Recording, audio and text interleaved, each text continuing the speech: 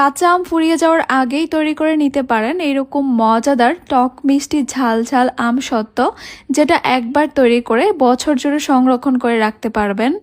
আসসালামু আলাইকুম everyone, welcome to Afsara's mini kitchen.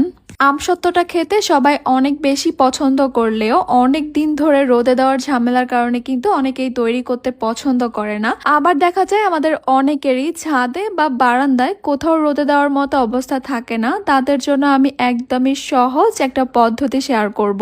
এই রেসিপিটি দেখার পর আমসত্ত্ব তৈরি করতে আপনাদেরকে আর কখনো কোনো ঝামেলা পোহাতে হবে না। আজকের এই কাঁচা আমের আমসত্ত্বটা তৈরি করার জন্য আমি এখানে নিয়েছি 1 কেজি কাঁচা আম। প্রথমে আমের খোসাটাকে আমি ভালো করে ছাড়িয়ে নিচ্ছি। আজকে আমি এখানে 1 কেজি আমের আমসত্ত্ব তৈরি করব। তবে আপনারা যদি মনে করেন আমসত্ত্বটাকে সারা বছরের জন্য সংরক্ষণ করতে চাচ্ছেন, তাহলে এখানে প্রয়োজন অনুযায়ী আম নিবেন।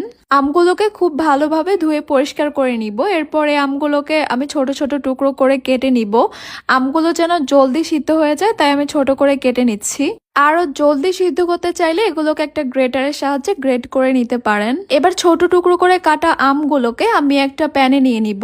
1 কেজি আমের জন্য আমি এখানে 2 কাপ পানি দিয়ে দিচ্ছি। 2 কাপ পানিতেই কিন্তু এই আমের টুকরোগুলো খুব ভালোভাবে সিদ্ধ হয়ে যাবে।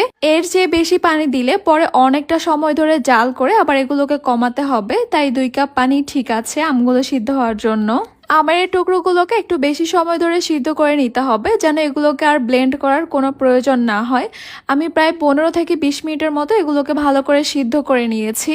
20 মিনিটের মতো সিদ্ধ করে নিলেই দেখতে পারবেন আমের টুকরোগুলো সম্পূর্ণভাবে গলে গেছে। এগুলোকে আর ব্লেন্ড করার কোনো প্রয়োজন নেই। এবার আমি চুলাটাকে অফ করে দিব আর এগুলোকে কিছুটা ঠান্ডা করে নিব। আমের পিউরিগুলো যখন কিছুটা ঠান্ডা হয়ে গেছে, তখন আমি একটা ছাঁকনিতে করে এগুলোকে ছেঁকে নিব। আমসত্ত্ব তৈরি করার জন্য কিন্তু অবশ্যই আমটাকে সিদ্ধ করে নেওয়ার পর ছেঁকে নিতে হবে। এতে করে আমের যে আঁশ বা শক্ত কোনো অংশ থাকলে সেটা আর আমসত্ত্বর মধ্যে যাবে না। সবগুলো আমের পিউরিকে আমি এভাবে ছেঁকে নিয়েছি আর এখন দেখতেই পাচ্ছেন খুবই স্মুথ একটা আমের পিউরি পেয়েছি। আর যেহেতু আমটাকে আমি কম পানি দিয়ে সিদ্ধ করেছি, তাই এটা অনেক বেশি ঘন হয়েছে। এবার কাঁচা আমের এই পিউরিটাকে আমি সরাসরি একটা প্যানে নিয়ে নিচ্ছি।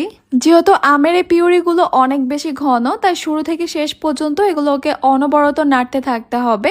আমি চুলাটাকে অন করে দিয়েছি আর অনবরত নেড়ে চেড়ে এই পিউরিটাকে একটু গরম করে নিব। এখন আমি এখানে দিয়ে দিব 1 চা চামচ লবণ। এরপর এখানে দিয়ে দিব 1 কাপ চিনি। আমি এখানে লাল চিনি দিচ্ছি। লাল চিনিটা দিলে আমসত্ত্বর কালারটা অনেক বেশি সুন্দর হয়। চিনি আর লবণটাকে খুব ভালো করে মিশিয়ে নিচ্ছি। চিনিটা গলে যাওয়ার পর কিন্তু এই মিশ্রণটা একটু পাতলা হয়ে যাবে।